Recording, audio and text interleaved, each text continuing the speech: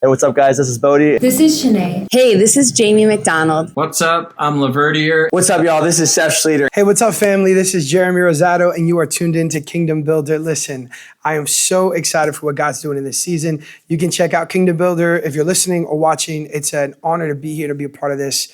Keep checking my family out, and check me out wherever you listen to music.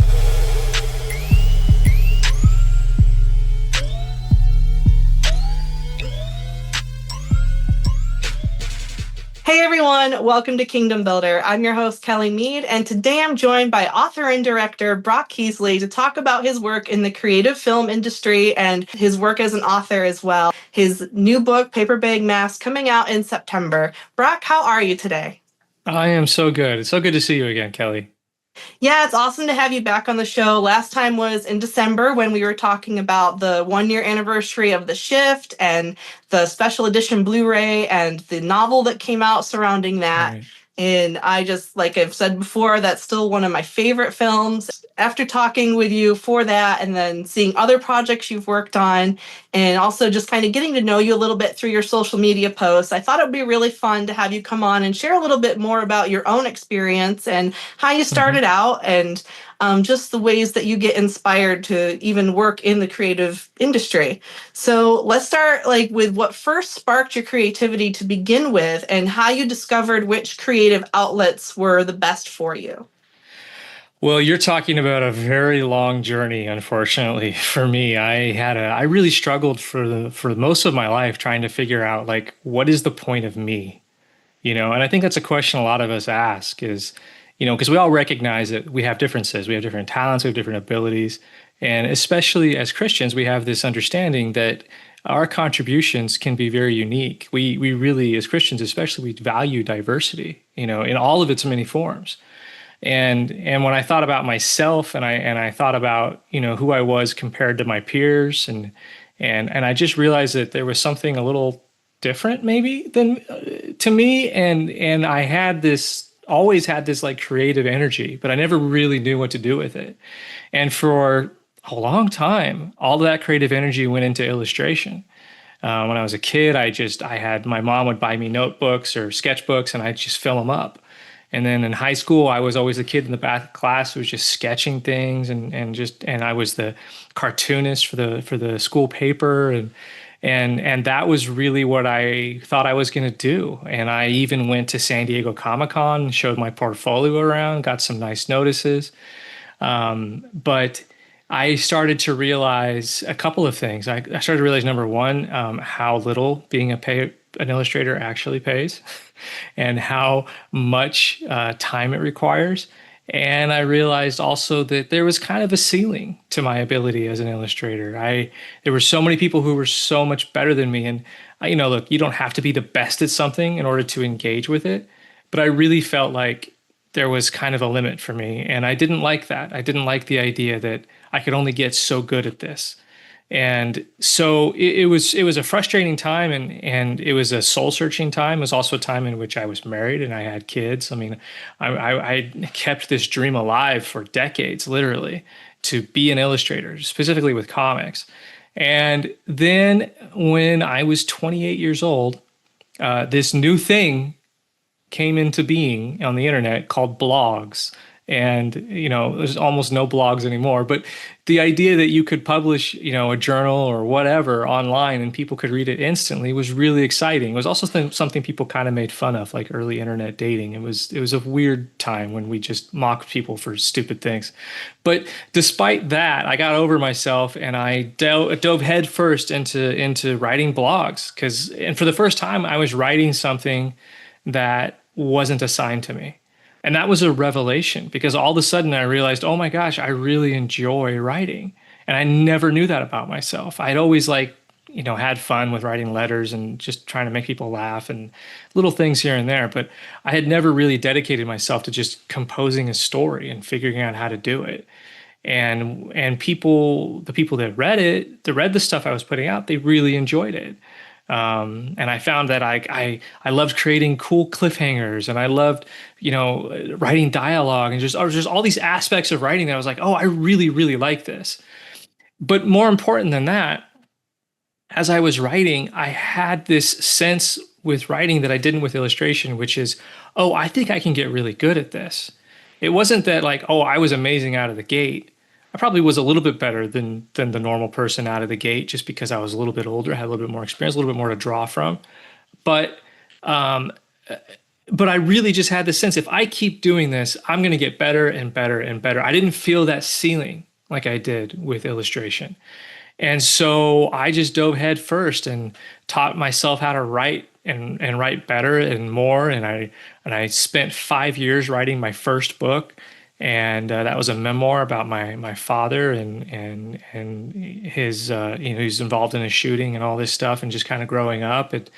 And then I did another and another and another, and pretty soon I loved writing in all its forms. I was writing comics, I was writing novels, I was writing screenplays, I was writing anything I could think of, and really having a lot of fun exploring the medium. So when you're talking about like what drove me, I think initially it was that. It was, oh, I'm just really enjoying the process of doing this thing, and I can feel myself getting better. To the side of that, actually not even to the side of that, very much above that, was again this, I'm looking for a purpose. Like, what is the point of me? Like, what do I have to contribute? And I felt with writing, more than I had with anything else, is that, oh, I think whatever purpose God has for me, I think it might be in this. It might be in this writing thing. And maybe I'll find my way to it. It took a while to actually land on the thing, a lot longer than I wanted it to. But I knew once I started writing, I was like, it's in here. It's somewhere in here, something connected with this. I'm going to find it. And then I eventually did. Yeah, I think that's awesome. And there's like so much to kind of expand on just in what you just shared there, which we can. But yeah, especially with talking about the timing of things and just trying to find out what God really created us to do in life, and the individual like abilities and skills that he has given each of us, and how we can use them to encourage or, put something out there that can inspire people and just kind of help them to, Right. Find their way even to faith in a lot of ways too. Whether it's, a roundabout way or directly. But Right. yeah, I just think that, especially like you said, with the timing of everything, his timing is so perfect for our lives, and it might take a lot longer than we expected, but Yeah, generally speaking, for me, it sure does. yeah. Oh, well, Yeah. I'm kind of right along there with you. Anyway, you mentioned your memoir, The Other Side of Fear, and I was Yeah. able to listen to the audio version of that you narrated Oh, that's and right. recorded. Yeah. And that was a very powerful book as well. Powerful story, and getting to hear just like everything that you went through, like growing up, and you mentioned with your dad. And I feel like with that, you shared some of your family story and what it was like for you. And it sounds like a lot of like using your imagination and storytelling and your faith and like creative things in general, whether it be movies, books, music, comics, like all of that kind of helped you through those challenges and through the loss of your father, and also shaped who you became today. So I just think that's really awesome.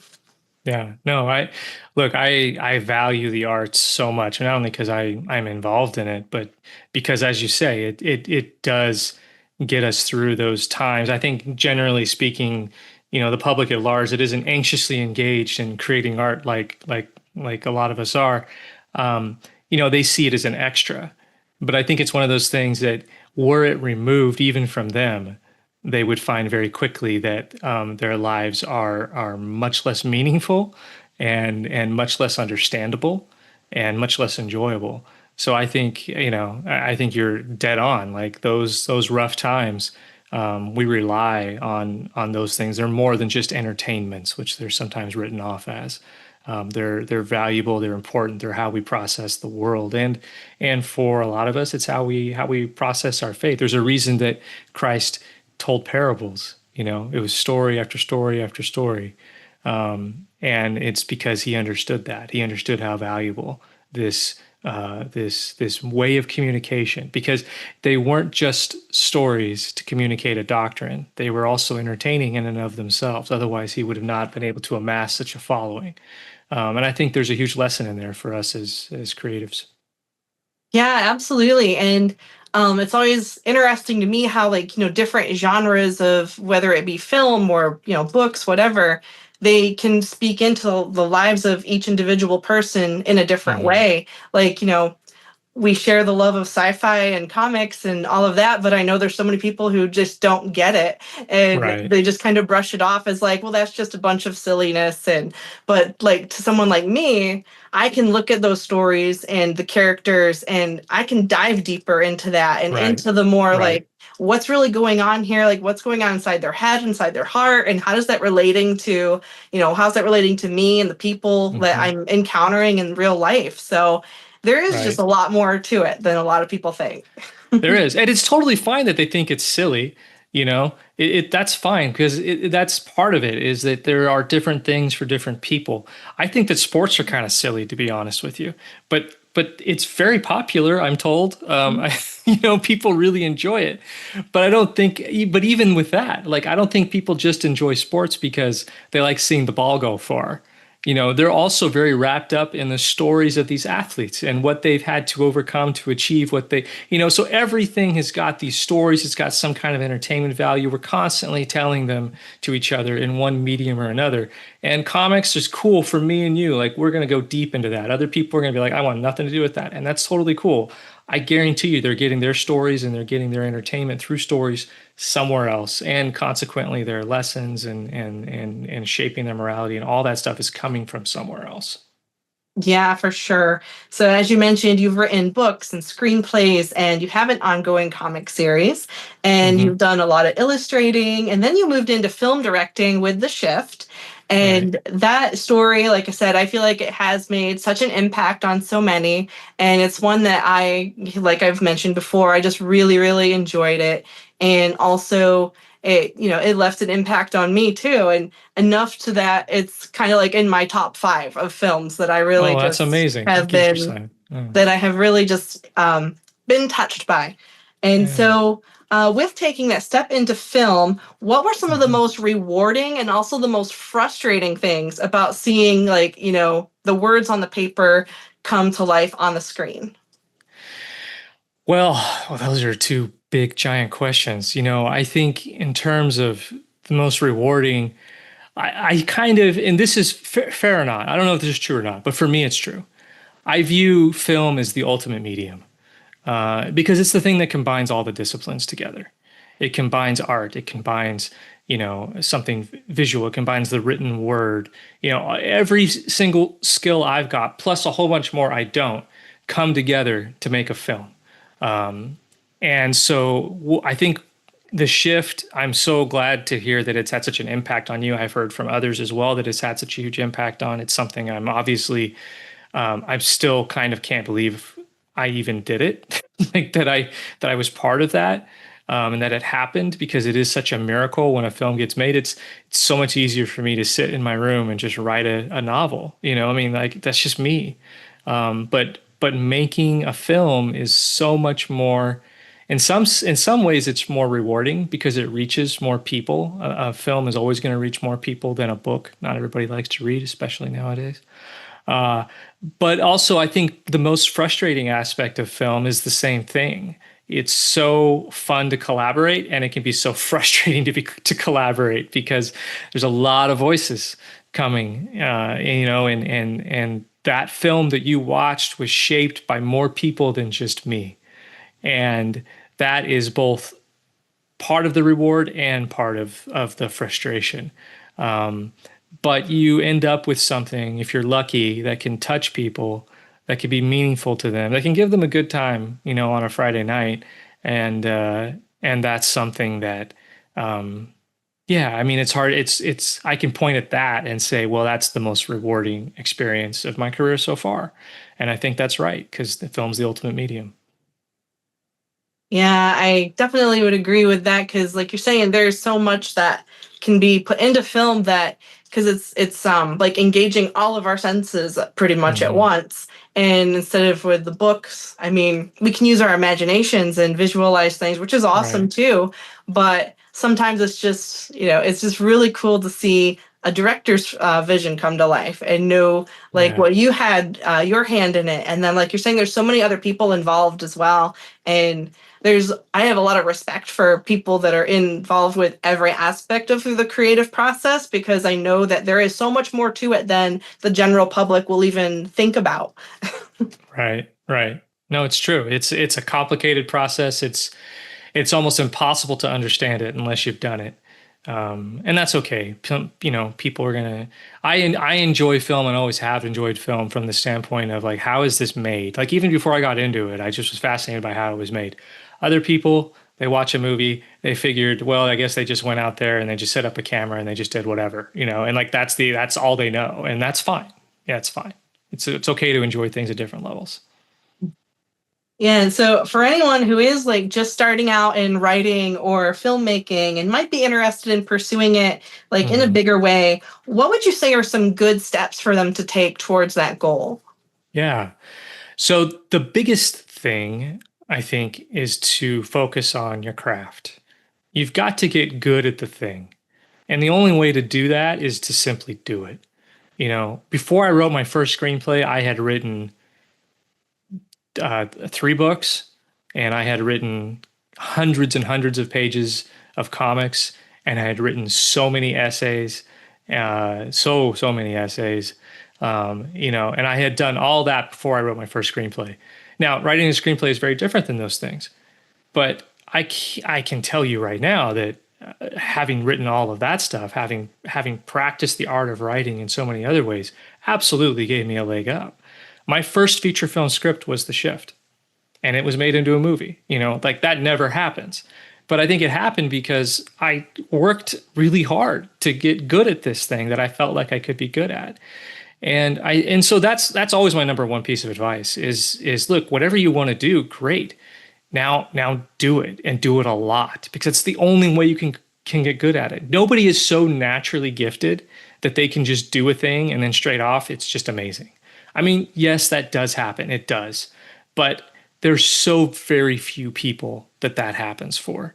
Most people, even the people you love and the most and think they're so incredibly talented, 99.9% of them did a lot of work that you'll never see, because they had to get good first before they got to that place that you really enjoy their work. So that's number one. And then number two, I'd say is listen and be guided.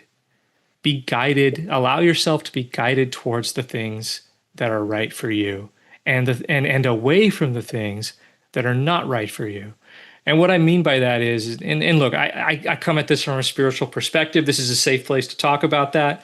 But for me, it's a matter of prayer. It's a matter of listening for those communications from the Spirit and trying to get in touch with, again, what is the point of me? What is my purpose? I don't know, but God does.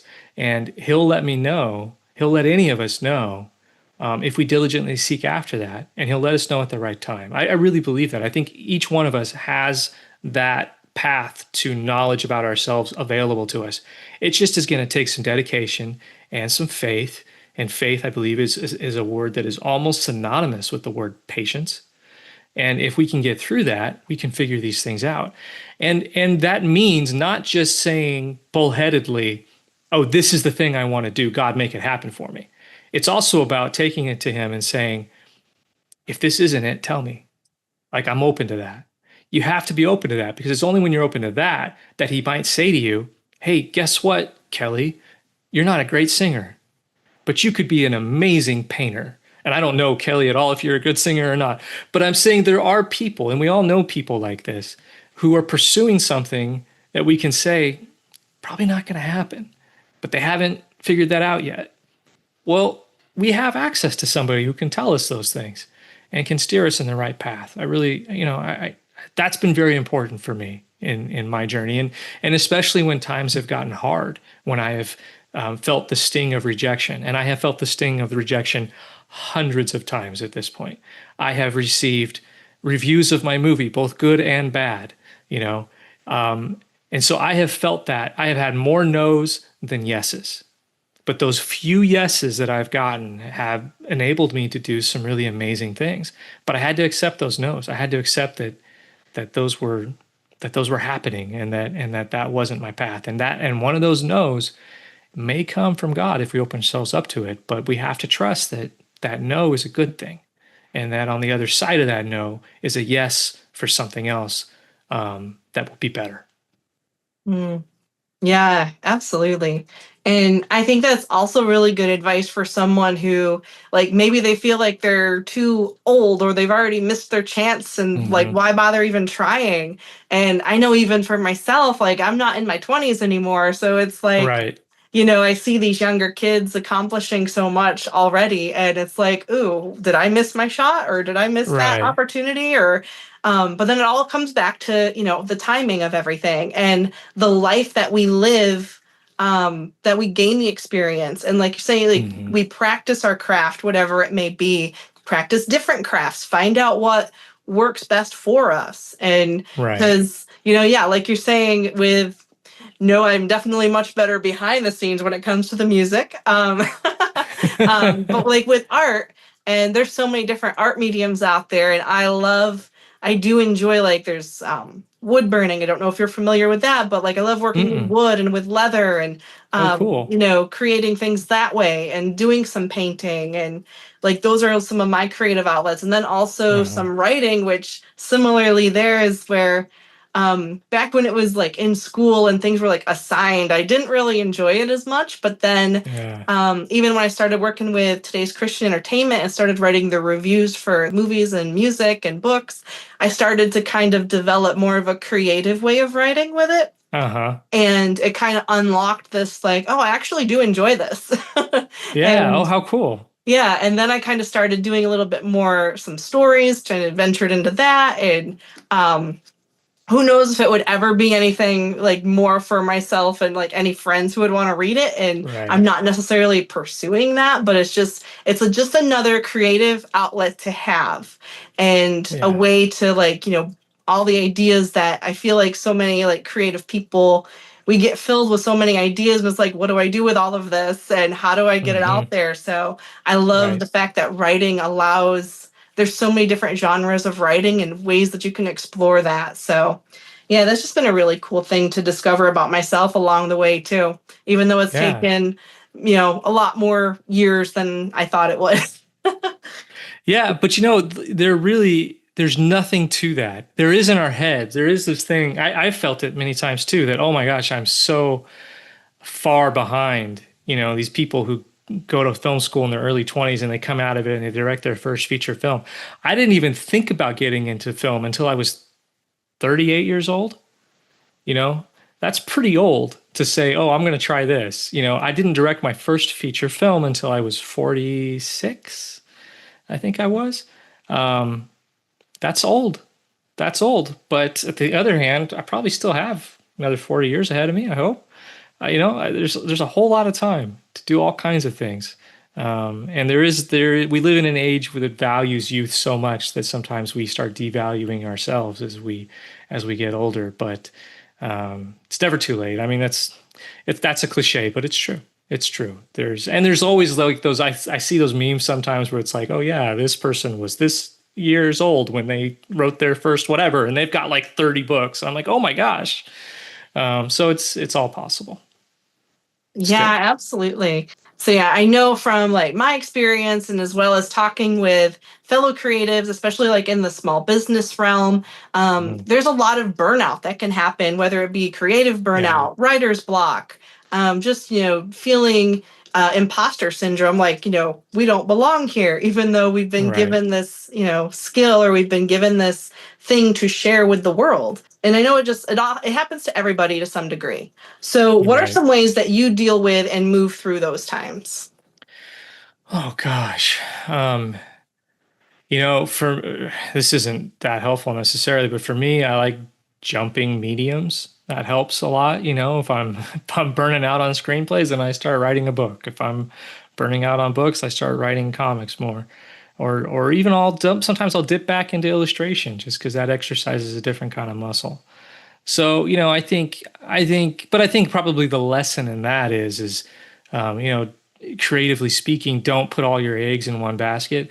I've talked to people who are like, who I've talked to a few different people who have said things like, oh yeah, I've got this idea for this incredible 10-book fantasy series, and I have spent the past 10 years building the world. And I'm like, okay, what's the plot? Oh, I don't know that yet, but I'm building the world. And it's like, okay, you might need to do something else. I'm not saying abandon it, but like creatively work on something else. Like you're kind of stuck. And so anytime somebody's stuck, I say, put that aside, shift gears, do something else for a bit, whatever that is. And maybe it's not even creative. Maybe you just need to go and, drive in the mountains for a while or go biking. I don't know. But continuing to, paddle in the same pool and not going anywhere because the waves are crashing against you. It's time to get out of the water. You gotta go somewhere else, and then you can come back. So that's probably my number one technique for shaking that off. Yeah, I agree with that. Definitely. Like I was mentioning, I have, a few different crafts that I enjoy doing. And then I also enjoy writing. And I also, like you're saying with nature, that's also a really big help to just kind of get out and, get out of Right. your head for a little bit and just kind of take a breath and focus on the world around you a little bit more and, soak Right. that in. And sometimes that can unlock another level of creativity in itself doing that. So I Yep. definitely would agree with that advice for sure. You have a brand new book coming out in September called Paper I Bag do. Mask, and that is available for pre-order now. I was one of the people who was able to do like an early read for it, and it was the quickest I've read a book in a while. That's because it's so like well done and it's intriguing, and these characters are so much fun, and there's a lot of heart to the story. But you also left it off there in quite a few chapters where it's like, oh no, I need to read what comes next because there's Right. something missing here. So I need to keep going and find out what happens. But yeah, I just really enjoyed that experience of doing that and related to so many moments and so many characters. And I laughed along and, almost cried in some parts because I was just Yeah. like feeling what they were feeling so much. And you also put this really like beautiful story of like forgiveness and lessons in just understanding others and where they're coming from and learning to trust. It's like woven throughout this fun story. So can you share a little bit about where that story began for you? Yeah, so Paper Bag Mask, which is I call it the Breakfast Club by way of Ocean's 11. So it is about this 17-year-old kid, in high school who feels just totally invisible. He's kind of a plain Jane. He calls himself a plain bagel, I think, at one point. And he's got some friends, but most people have no idea who he is. And one day he sees this wooden sword called the Whomper that it's like his teacher's prized possession. And it's just left out there on the podium. And he steals it. He takes it. And in the same moment he does this, he sees this same teacher hand off a bag of what looks like a bag of drugs to a student. So he sees this thing, he takes this wooden sword, this Whomper, and he runs out the door. That's the first chapter. And what follows is something that is, for me anyway, was a vehicle to explore, hey, what was going on with me during high school? Why was I always so stressed out? Why did I care about these things that now I couldn't possibly fathom being important? And in a lot of ways, the book is kind of me, who I am now, talking to that person, talking to that 17-year-old who was really confused about the world and really feeling very insecure. It's the book. I see it as very much a conversation between who I am now and who I was then.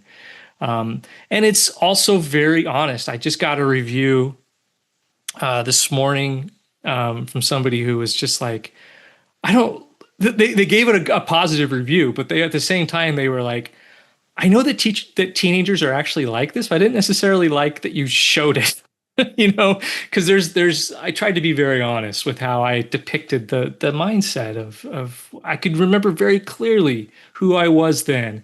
And I just prayed as I was writing it that people wouldn't find it so strange, that they would have the response that you did, which is, oh, this is very relatable. Because the other way of looking at it is as, oh, this guy is weird. Like whoever wrote this is really weird because these are some strange thoughts. But that's being a teenager. We just, we have, and there's not always like full control over our thoughts as teenagers as well. Redmond is a little emotionally and romantically pent up, if you get my meaning, and so these thoughts are entering like almost like intrusive thoughts sometimes. But he knows they're bad, and so he tries to shove them away. Well, that was me at 17, trying to figure out hormones and all of that. So all of that is in the book. But as far as like where the story came from, it very much came from that place of wanting to express something that I was really just trying to process, like what happened back then. But then also, the book is actually based on a true story. Some friends and I did steal something, a whopper, a wooden sword, from our teacher, and then we held it for ransom. And the whole thing was this crazy just 2-week experience that I had in my junior year of high school. The police got involved. When the teacher didn't take us seriously, we stole something even bigger. I'm trying not to spoil the book too much here, but suffice it to say that from this one incident, a whole bunch of other things happened, and it really spiraled out of control before it came to a conclusion. Now, I fictionalized it for this book. I call the book 40% True, because what happened to me in real life is a really fun story to tell at a party. It's not a book. So this novel is taking the bones of that, and a lot of what you'll see and experience in the novel and reading it did happen. And at the end of the book, I do tell you kind of like basically, okay, this is what's real and what isn't. But through this book, through this experience, and through this kid Redmond and the friends that he has and the friends that he obtains, it is about coming to an understanding of yourself and those around you. And I think that's where you kind of saw the forgiveness theme, that ultimately, as teenagers, I think, especially, and maybe I'm only speaking for me, like I'll allow for that, but I definitely thought I was really smart. I thought I really had it together in terms, even though I was super insecure and all that stuff, I really thought like I had the world basically figured out. And I don't think that's an uncommon experience for people that age. I have a 14-year-old daughter right now, and she definitely feels like she's got the whole world figured out. And I keep trying to tell her, you think that now, but you won't soon. Like it's going to change. And so I wanted to write a book that explores that and the mistakes that can be made when you think you've got everything figured out, and then you find out later, oh, I didn't. And then what do you do with that? Do you dig in more, or do you say, dang, I made a mistake? And if you admit that mistake, who do you admit it to? And who do you need forgiveness from? Who do you need to apologize to? And for what? And again, like I'm trying so hard not to spoil the book, because it's written, like you said, it's written to be like, I love that you're like, oh, I got to the end of the chapter, I had to keep on going, because that was by design. Like every chapter I wanted like, boom, cliffhanger, cliffhanger, cliffhanger. Because that's fun. That's fun to write and it's fun to read. But suffice it to say, there's a lot I'm not talking about, as you know, having read the book. But I think that for anybody, and this is where I really recommend the book, not only for, I really hope that people who are currently in that situation, people who are currently in high school, I really hope that they'll read it, because I do think there's a lot there. It's not like a message book. It doesn't even really involve faith at all. It's not that at all. But it's got something to say, and I think it's fun. But then I think for adults too, I think adults read that book in a completely different way.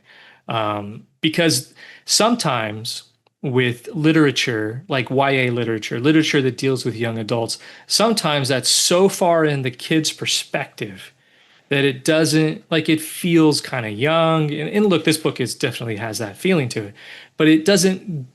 It's so deep into that youth perspective that it's almost saying like, oh, adults suck, adults are dumb, the adult world, whatever, we're the youth, we've got to correct everything. And there's some aspect of that to the book, but I think adults can get into this book as well, because I think in terms of in its reflection and its honesty about that time, I have been very encouraged by the response that I have actually gotten from adults many of whom have said, I don't really read this genre, but I like this book, because I think it speaks to both groups equally. At least that was certainly the goal. Yeah, I felt that way too, because it's like, you can either see yourself in different characters, and I saw like parts of, my personality coming through in several of the characters, which was really cool. Yeah. It wasn't just one that it was, that I was connecting with. It was like, oh yeah, I can Right. relate to that. Oh yeah, I've been there. Different things like that. And so yeah, I think that for the people who are still in high school, it is a great story for them. And there is a lot to, like you said, there's a lot for them to be able to kind of learn and maybe help them process through things that they may be feeling.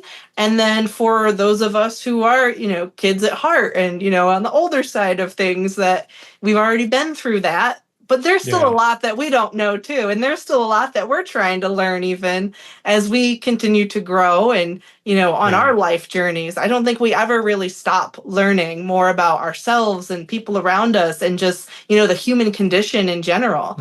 And I think that you really do write in such a way that explores that to where, lots of ages can relate and hear, see themselves through these characters. Right. Like you mentioned, how this may not be directly a faith-based project, but it still has a very strong, like, moral theme to it. And I've noticed that with the different projects of yours that I have read and seen, with it being, like I mentioned, your memoir, and then The Shift, and Paper Bag Mask now. And it makes me look forward to other things that you have coming up as well. But before we get to that, like how we're talking about there's a difference between something being like directly, having the direct faith message, and also just a more moral theme to it, which I think God can use both. And I've seen him use both, whether it be, music, film, books, any form of creative entertainment. How do you feel about the impact that those kind of stories can have on audiences and culture in general? Like the kind of stories that aren't directly dealing with faith, but still have a moral center to them. Yeah. So, I mean, look, I think that's most of the stories that we enjoy are like that. Every single story, every single creative anything, I believe, has a message, whether intended or not, it's there. And, I made the decision early on that if I'm going to create these things, I want there to be some kind of larger point to it, something that I can feel good about. There's something to be said for... Actually, I don't know. I don't know that there's anything to be said for something that's purely nihilistic. I actually don't really have time for those types of things. I don't think there's too much value in them.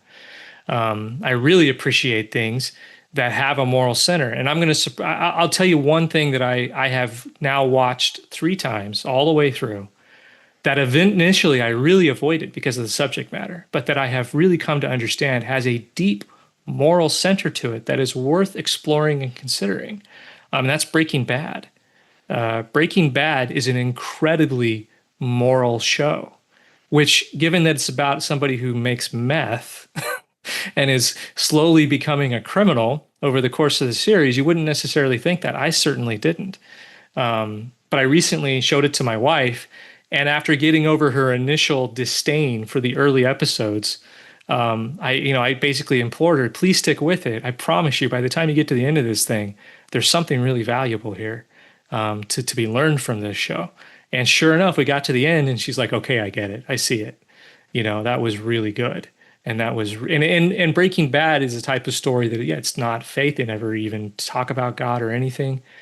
But morally, I believe that it serves as an incredible warning for the slippery slope that life can take, that how we seed our soul by incremental decisions, and every sin we commit, if we don't repent, if we don't back down, can lead us down a dark path. That's kind of, for me, that's how Breaking Bad spoke to me. So when I'm writing a story like Paper Bag Mask, where I'm saying, okay, I'm not really dealing with faith here. I just want to deal with, something that is, let's face it, it's more universal because not everybody has faith. But I still want it to have a larger point to it. It's a fun book. By the time you get to the end of that book, you're going to realize real quick, we weren't just having fun the whole time. All of these elements were building towards something, and that hopefully is powerful. And as you say, that's valuable in and of itself. And for me, I'm not pointing any less towards God with Paper Bag Mask than I am with the shift. The shift, which overtly references God and talks about, I mean, is based on a book inspired by a book in the Bible itself. But to me, I'm not speaking any more or any less about God in Paper Bag Mask, because it is centered around a moral philosophy that is mine, and my moral philosophy comes entirely from my Christianity. So how can that Yeah. not point to God? It has to. Yeah, absolutely. And like we've been saying, I've enjoyed your work and it makes me excited for what you have to come. I know you're working on a lot of different projects and not too many you can talk about, but is there anything that you would like to share that you are excited to have coming out aside from Paper Bag Mask? Yeah, so there is a movie that I've written that I am now seeking financing for, and we're making some big moves on that pretty soon. I'm working again with my producer on the shift, Ken Carpenter, and we are slowly bringing other people on board with us to help us get this movie made. It's called Glide, and for anybody who liked the shift but felt like it was a little too out there, I've got the movie for you. it's it's a sci-fi movie. It's action. It's got a lot more action than The Shift. But it takes place in a world in which it's basically a world like our own, but there's this technology that we don't have. And that technology changes things a little bit. And we're specifically dealing with the inventor of that technology and the impact that creating this technology has had on his life. I'm not going to get into plot details, but suffice it to say, you mentioned forgiveness being a big theme of Paper Bag Mask, which is true. And it's a theme actually that I think is common in every single. Somebody pointed out to me this to me recently, because I didn't even necessarily clock it myself, that every single thing I've created somehow boils down to forgiveness. That seems to be the major theme that kind of runs through everything I do, and I think that's probably true. Especially with my origin story having very much to do with forgiving my father's killers. That's a big part of my story, and so forgiveness is something that I think about a lot.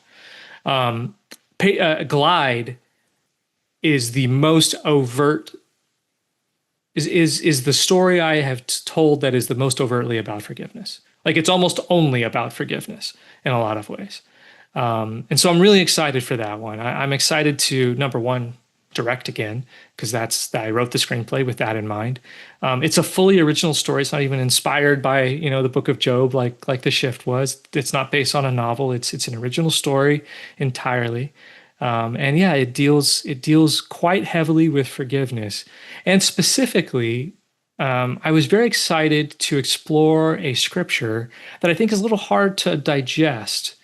If there is an inspiration for Glide, it's the scripture in which Christ tells us in the New Testament that we need to forgive everybody.